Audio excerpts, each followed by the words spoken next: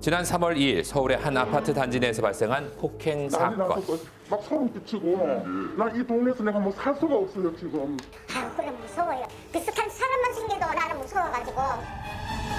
피해자는 다름 아닌 아파트 입주민들이었는데요. 이번 폭행 사건으로 모두가 공포에 떨고 있는 상황. 피해자의 얼굴은 당시 긴박했던 상황을 대신 말해주고 있었습니다. 그날의 폭행은 왜 일어난 것인지 피해자를 직접 만나 이야기를 들어볼 수 있었는데요. 시간이 흐른 지금도 여전히 얼굴에 선명한 폭행 당시의 상처. 그날 어떻게 하다가 좀 네, 알려주신 거예요. 볼 일이 있어서 올라가는 길인데 계속 거기 박치기 들어오고 내가 빠지니까 이게 서들짝이 나버린 거지 이게. 이제 받으니까 입술이 양쪽에 터지고 그때부터 이제 이빨도 시큰시큰하고. 그런데 폭행을 당한 피해자가 한 명이 아니었다고 합니다. 또 다른 피해자는 당시 폭행 상황을 보다 자세하게 설명해 줬는데요. 전화가 왔어요. 엄청나게 막 나한테 욕을 해요. 오라고. 그래서 내가 들어왔죠. 폭행이 일어나기 전 통화 내용을 들려주는 피해자. 누가 내 목소리도 모르냐. 너는 죽었어. 너는 한번 당해봐. 좀 와봐. 내가 사무실에 있으니까 나 먹을 테니까 빨리 와. 그 전화를 끝으로 관리사무소 주변에 도착하자마자 남성의 갑작스러운 폭행이 시작됐습니다. 나와가지고 폭력을 쓰고 또 내가 그 옆에 있으니까 나도 이렇게 해갖고 나도 한 방을 저거하고. 갑자기 남성이 마스크를 벗기고 때렸다고 주장하는 피해자 B씨. 그렇다면 이들을 때린 남성은 과연 누구일까요? 그는 바로 2015년부터 아파트 동대표를 지낸 입주민이었는데요.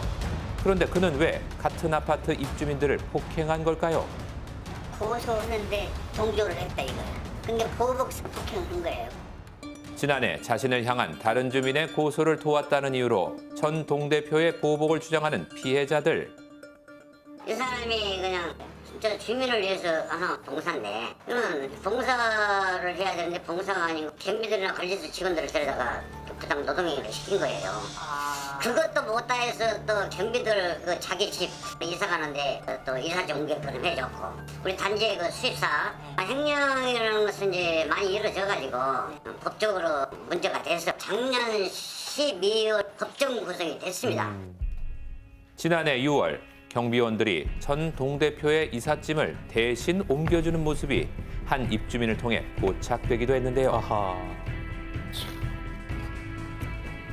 이후 경비원을 상대로 한 전 동대표의 갑질이 큰 논란을 일으키기도 했습니다. 당시 전 동대표로부터 갑질을 당했었다는 전 경비원들을 만날 수 있었는데요. 그들은 당시 상황에 대해 어떻게 기억하고 있을까요? 동대표가 하도 오만 갑질을 많이 하니까 가을에 모가를 따라게 갖고는 모가까지 따가지고는 지네 집에 갖다 놓으라고 해서 그 집까지 모가 따다가 갖다 주고 거기 단지 안에 유치원이 있는데 그걸 감을 따라는 거예요. 저기 작년 재작년 10월 달에 그걸 따라갖고 따다가 그 유치원 원장님한테 돼지가 혼났다니까요. 강아지는 그 사초소에 전담으로 맞춰서 키워줬어요. 어디 걔네들 어디 나갈 때는 거기다 맡겨놓고 가고 그래 강아지가 밖에 딱 놓으면 그 초소로 따라하면 초소로 가요. 무전기 노이리제 걸리지 버렸어요. 다 무전기 진짜 노이리제 걸리니까 무전을 하면은 무조건 복종해야 돼. 어떻게 그럴 수가 있어? 무전을 해요? 무전기 각 하나씩 해놓고 그걸 안 받으면은 난리가 나는 거예요. 나는 이제 이삿짐 이야기를 한 거예요. 그래. 그래서 이삿짐 좀 내리면 안 되겠냐고. 그러죠. 그러면 선생님 같으면 내가 안 되니까 그럴 수가 있겠어요? 해야죠. 나 안 합니다 말을 못 해요. 그 사람 말을 들어야 안 들으면 우리는 내보내니까. 잘 넣으니까.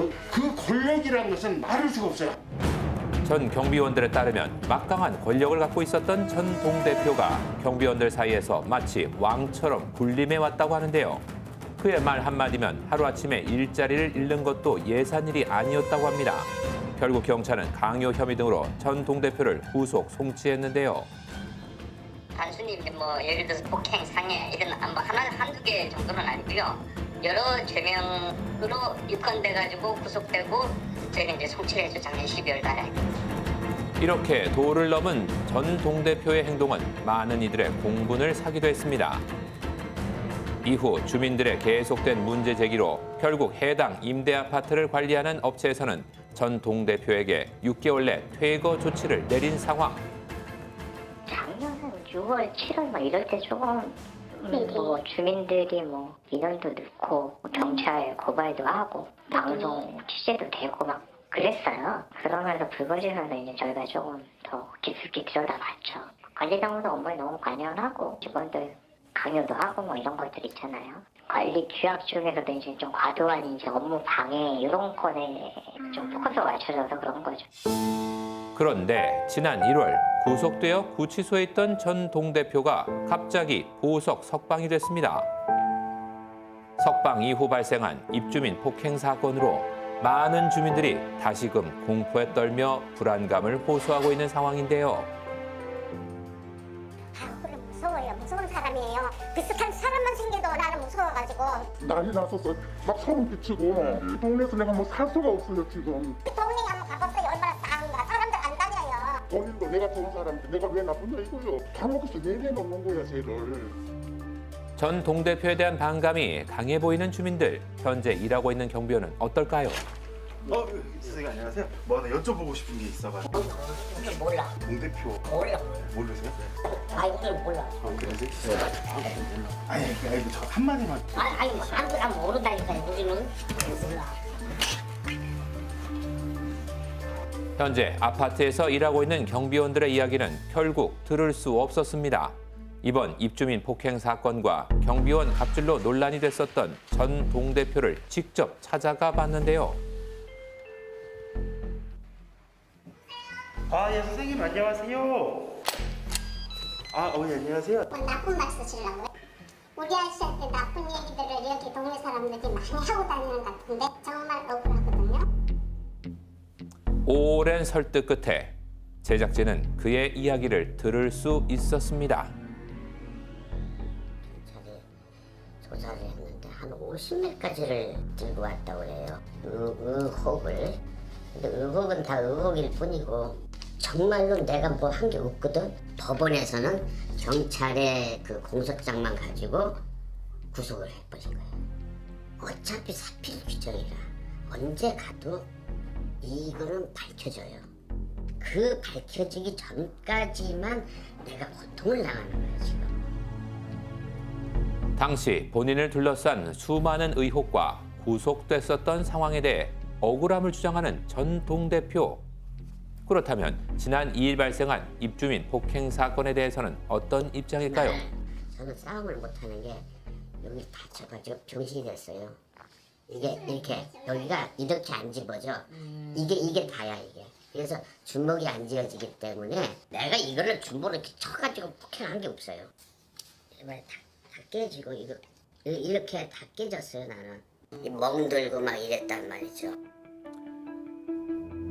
전 동대표는 그날의 상황에 대해 당시 피해자들을 향한 폭행은 일절 없었고 오히려 본인이 몸을 다쳤다며 피해를 주장했는데요. 우리 아저씨가 너무 울분을 참지 못해서 사무실에서 빙글빙글 울었어. 나 이제 죽고 싶다. 이제 재판이고 뭐고 다 귀찮다. 그날 경찰 119 또 뭐 다 왔어. 나 죽는다고 와가지고 동장까지 쫓아와가지고. 억울한 나머지 본인의 처지를 비관하며 당시 작은 소동을 벌였었던 전 동대표. 진정을 시켜갖고 바람이나 쐬러 가자. 데리고 내려왔어. 나 차 갖고 올게. 그럼 나하고 같이 내려왔어요. 내려왔는데 요놈들이 경찰들 다 가고 나는데 간지 1분도 안 됐어. 코너 딱 도르니까 싹 둘이 올라오더니만 욕을 하는 거야. 옆에 지센서에 나와가지고 너 이렇게 다니 고발한다 하면서 욕을 하는 거야. 그게 우리 아저씨가 몇 발짝을 뛰더라고. 그리고 또 다가오더라고. 막 와서 달라드니까 우리 아저씨가 밑으로 깔렸어. 밑에 깔렸는데 막 말리고 있는데 이거는 계속 달려보가 지가 우리 아저씨 머리에다가 지가 박았어. 하지만 피해자들의 주장은 전 동대표 측과는 전혀 달랐는데요. 근데 앞에서 마주치니까 여기 왔어. 그러길래 이제 아니 네가 오는 걸 그렇게 말할 수가 있냐 해갖고 계속 그놈이 공격을 이제 키우고 방어만. 쌍방이 다. 그 CCTV가 있어요. 없는 게 아니고. 거기 보면은 내가 넘어가요.